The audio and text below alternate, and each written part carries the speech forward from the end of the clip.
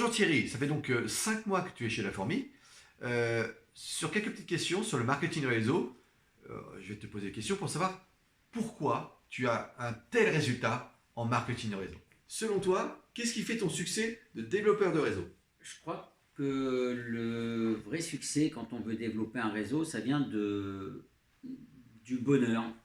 En fait, il faut que les gens voient ton bonheur. Quand tu es heureux, quand tu aimes ce que tu fais, quand tu es épanoui dans ce que tu fais, ça se sent et les gens viennent à toi naturellement, en fait. Comment fais-tu pour développer ta lignée? Alors, il y a deux réponses à cette question. En fait, il y a l'énergie que je mets à développer, m'aligner directement, les personnes que je parraine directement pour me rejoindre. Là-dessus, j'en parle beaucoup autour de moi. C'est devenu une deuxième nature d'en parler et de dire effectivement que je suis à la recherche de personnes qui sont intéressées par ce métier. Mais j'en parle avec tout le monde et donc à un moment, il y a des retours qui se font, plus ou moins long terme d'ailleurs. Et puis, la deuxième partie qui est très importante aussi, c'est la duplication. J'essaye vraiment de donner, de faire comprendre à mes filleuls l'intérêt de développer eux-mêmes leur réseau. Alors, à la fois au niveau du maillage de leur secteur, puisqu'on sait que c'est très important que c'est même impératif pour se développer dans une ville, et puis même de façon plus large, eh bien, à leurs connaissances qui sont ailleurs et qui peuvent à un moment être intéressés par ce métier. Et là, effectivement, les réseaux sociaux ont un rôle important. Quelles étaient tes peurs au départ pour le marketing réseau, pour recruter des gens? Quelles étaient tes peurs? Ou ta peur? Je vais paraître prétentieux, mais j'ai pas eu de peur. J'ai pas de peur du marketing de réseau. J'ai simplement, parce que j'ai déjà fait du marketing de réseau dans un autre domaine avant, et j'ai très vite compris qu'en fait, en marketing de réseau, il faut être proche de ses filleuls et en même temps assez détaché du résultat. C'est-à-dire qu'en réalité, il faut leur donner tout ce qu'on a, tout ce qu'on peut, leur donner tout ce qu'on peut leur donner pour les aider, mais que finalement, le résultat dépend surtout de leur travail. À partir du moment où on a compris ça, et c'est la vie du marketing de réseau, il y a des gens qui restent, il y a des gens qui développent, il y a des gens qui travaillent, il y a des gens qui font des transactions, puis il y a des gens qui partent. C'est comme ça, c'est la vie, c'est la règle dans le marketing de réseau. Au début, j'ai pu être affecté de voir des gens partir, maintenant, je le suis moins. Quel est l'accélérateur de ton développement d'après toi? Quel est le meilleur outil pour accélérer ton développement? Alors, il y a deux outils principaux, c'est les réseaux sociaux, aujourd'hui, on ne peut pas s'en passer, et c'est vraiment quelque chose d'important, et il y a la duplication. Il y a le fait que j'ai une certaine foi, une certaine volonté, une certaine croyance dans le marketing de réseau, eh bien, je la partage avec mes filleuls et je sais que parmi mon équipe, parmi les filleuls dans mon équipe, il y a certaines personnes qui vont à leur tour s'emparer de ça et développer leur propre réseau. Et je crois que c'est comme ça qu'on accélère. Quelles sont tes principales sources de contact de tes futurs affiliés? Alors, mes principales sources de contact pour mes futurs affiliés, c'est les réseaux concurrents. C'est les réseaux concurrents parce que je suis en contact avec des personnes d'autres réseaux, on discute, on partage, on se voit de temps en temps, on boit des cafés ensemble et effectivement, moi je ne leur vends rien, mais quand on partage, je partage mon expérience, je partage nos formations, je partage notre mode de rémunération, je partage tout ça avec eux et souvent, ils reviennent vers moi pour avoir des précisions, pour savoir comment ça se fait qu'on arrive à avoir ces résultats. Et naturellement, je sens qu'il y en a quelques-uns qui vont nous rejoindre. As-tu mis en place un système pour te créer de l'abondance? Alors,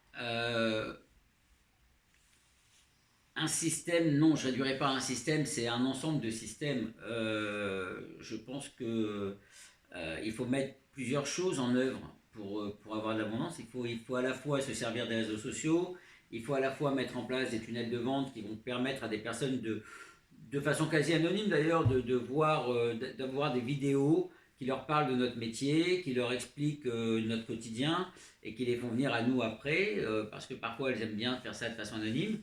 Il faut en parler. Voilà, je crois que c'est les trois choses principales qui sont mises en œuvre chez moi. Comment gères-tu tes filleuls? Alors, en réalité, c'est assez particulier parce que j'ai à la fois mes filleuls et à la fois les filleuls d'autres lignées, puisqu'on a décidé chez la fourmi d'ouvrir les formations et d'ouvrir le savoir à l'ensemble des lignées sans restriction. Donc je partage avec mes filleuls et avec d'autres tout ce que j'apprends. J'essaye de leur transmettre des formations par rapport à ce que moi j'apprends en formation. Et puis surtout, je suis pour eux une hotline 24 sur 24, c'est-à-dire que je sais quand un filleul a un besoin, vraiment je les mets à l'aise là-dessus. Quand ils ont un problème, quand ils rencontrent une difficulté, ils savent qu'ils peuvent m'appeler à n'importe quel moment. Pour moi, un filleul qui m'appelle à 22h30, c'est qu'il est en train de travailler à 22h30 et c'est qu'il rencontre un problème. Donc automatiquement, je réponds. Par contre, attention, à contrario, les filleuls qui ne me donnent pas, les filleuls, quand je dis qu'ils ne me donnent pas, ça veut dire qu'ils ne travaillent pas, qui ne font pas l'effort et qui vont venir me solliciter en permanence, à un moment, je décroche, j'arrête de les suivre parce que c'est ce que j'appelle des espèces de trous noirs qui me pompent énormément d'énergie. Et si moi, je ne reçois pas d'énergie de la part de mes filleuls, je ne peux pas tenir. Donc, je suis là en permanence pour eux et je les mets à l'aise très très rapidement là-dessus. Et puis, clairement, à un moment, il y a des relais qui se font dans le sud. J'ai des relais qui se sont faits où les gens du sud m'appellent moins parce qu'ils ont des relais sur place qui sont largement aussi compétents que moi maintenant et qui peuvent leur répondre. Selon toi, quelle est la qualité que doit avoir un parrain? Ah, je crois que la principale qualité d'un parrain, c'est sa disponibilité. Euh, c'est sa qualité d'écoute. Euh, voilà, je crois que c'est vraiment ça. C'est vraiment ça. Sa qualité d'écoute, c'est sa disponibilité. Et puis, j'ai envie de dire même que de savoir répondre à toutes les questions, c'est pas obligatoirement nécessaire parce que si lui ne sait pas répondre, on est dans un système où il y a une autre personne à côté de lui qui va lui amener la réponse et donc il va aller la chercher. Donc globalement, il faut savoir qu'aujourd'hui, avec le système de rémunération qu'on a dans le marketing de réseau, à savoir 4% sur nos 5 niveaux, une personne a 5 parrains au-dessus de lui. C'est-à-dire que si moi je ne suis pas disponible, il va appeler celui du dessus qui sera aussi impliqué ou celui d'encore au-dessus. Et de toute façon, je crois qu'en réalité, ça a toujours été comme ça dans notre équipe.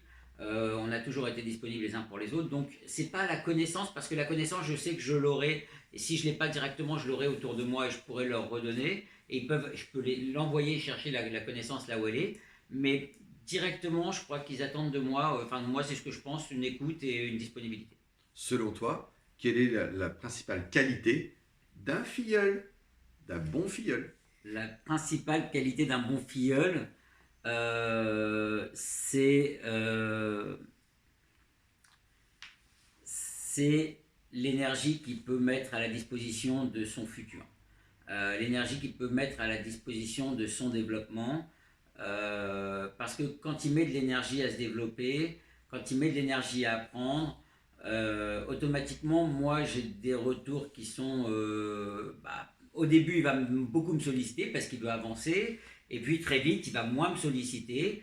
Et puis, dans un deuxième temps, il va prendre le relais et il va me remplacer parce que lui-même aura toute l'énergie et les connaissances nécessaires pour pouvoir lui-même avoir sa propre équipe et gérer sa propre équipe. Et je pense que la qualité principale d'un filleul, c'est la volonté et la vision. Aujourd'hui, Voilà. quelle est la répartition entre ton temps de travail pour l'immobilier et ton temps de travail pour le marketing de réseau? Je pense que je suis à 70% dans la transaction et à 30% dans le marketing de réseau. Je ne fais pas de stade précise, hein, c'est un sentiment.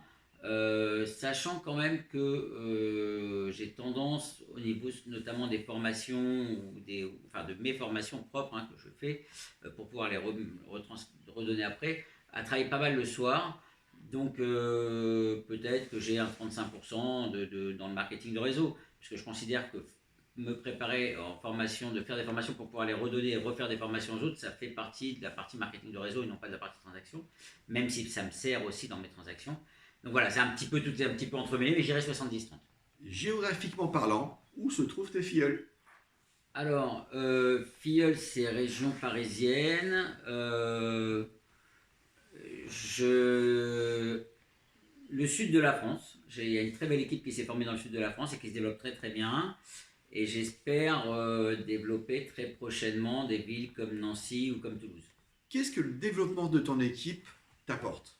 Ah, mais c'est. Je suis pas sûr qu'il y ait des mots pour ça, parce que quand je vois l'équipe se développer, quand je vois l'équipe, surtout quand je vois des gens qui se prennent le relais, c'est ça le plus grand kiff, c'est quand des filleuls prennent le relais, quand ils sont capables eux-mêmes d'animer des équipes, quand ils sont eux-mêmes capables de faire des formations, quand ils sont eux-mêmes capables de faire des réunions d'intégration. Là, c'est le summum. C'est que du bonheur, quoi. C'est du bonheur et une grande satisfaction personnelle de voir ces gens réussir. Qu'est-ce que le premier recrutement, premier filleul, t'a apporté? Le premier. Alors, j'allais dire que des emmerdes, mais non, c'est pas vrai. En fait, il va apporter beaucoup de stress, beaucoup de temps passé, et surtout, en fait, j'avais un petit peu le syndrome de l'imposteur parce que j'ai recruté très rapidement. J'avais pas encore fait mes premières ventes, j'étais voilà, et puis en fait, je me suis vite rendu compte que grâce à lui, j'ai dû aller très très vite. Parce que j'ai dû répondre à des questions qu'il me posait, j'ai même anticipé les questions qu'il allait me poser. Et du coup, je me suis mis à travailler d'arrache-pied, je me suis mis à me former de plus en plus pour être capable de répondre à ces questions. Et il m'a permis de progresser très très vite. Est-ce que tu as une anecdote sur le marketing réseau à nous raconter, croustillante? Alors un jour, j'étais dans un café et j'ai recruté une fille qui était sous la table et je ne sais toujours pas comment elle s'appelle. C'est croustillant ça? Trop croustillant. Trop croustillant. Non, attends, je sais pas, j'ai une anecdote croustillante sur le marketing de réseau. Putain, une anecdote croustillante sur le marketing de réseau. Comment tu veux que je trouve ça? Quel serait ton conseil pour un débutant sur le marketing réseau? Alors, mon conseil, c'est de ne pas trop se poser de questions sur le fait d'être lui-même compétent et sur l'activité. Je pense qu'on a aujourd'hui mis en place un système où on prend en charge la formation, on prend en charge le développement des personnes qui arrivent pour en faire des conseillers immobiliers de haut niveau. Donc, il faut qu'il s'enlève complètement de la tête ce côté où il aura le coaching à faire, etc. Dans un premier temps, parce que j'espère vraiment réellement que tous les gens qui recrutent ont dans leur objectif de devenir un jour formateur aussi. Et donc de ne pas se poser les questions, de pas réfléchir et de proposer aux gens qui les entourent, de proposer aux gens qui les entourent donc de les rejoindre s'ils en ont envie. En tout cas, de leur proposer cette opportunité d'affaires. Après, verrons si les gens viennent ou pas, mais il faut en parler. Le seul vrai conseil, c'est parlez-en autour de vous, à tout le monde, dans votre club de sport, à la sortie des écoles. C'est comme la transaction. On dit qu'on est au conseiller immobilier, on doit le dire à tout le monde autour de nous, mais on doit dire aussi qu'on est à la recherche de personnes pour développer nos équipes. Et c'est très important aussi pour le maillage, puisque c'est vrai que quand on en parle à nos voisins, quand on se présente en tant que conseiller immobilier à nos voisins, le réflexe c'est aussi de leur dire que s'ils connaissent quelqu'un qui font de l'immobilier, qui a envie de faire de l'immobilier dans la ville, il faut qu'ils vous mettent en contact avec cette personne. Parlez-en, il faut que ce soit une deuxième nature. Merci Thierry. Voilà, donc un spécialiste en marketing réseau qui a répondu à nos questions. Merci beaucoup Thierry. Voilà. De rien, merci et à bientôt.